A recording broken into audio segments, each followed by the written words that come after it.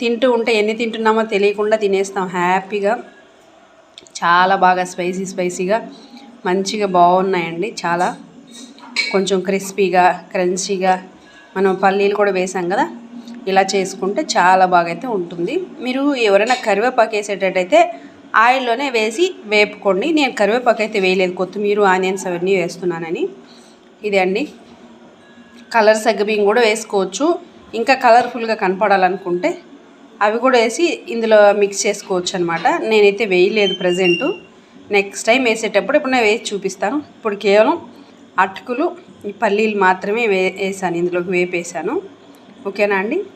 First time కనుక ఎవరైనా మన ఛానల్ చూస్తున్నట్టయితే సబ్స్క్రైబ్ చేయండి, లైక్ చేయండి, షేర్ చేయండి, కామెంట్ బాక్స్లో అయితే కామెంట్ చేయండి అండి. అలాగే ఇప్పటిదాకా మన ఛానల్ చూసి ఆదరిస్తున్న వాళ్ళందరికీ మరొక్కసారి నా తరపు నుంచి హృదయపూర్వకమైన కృతజ్ఞతలు పేరున థ్యాంక్ యూ అండి. మరొక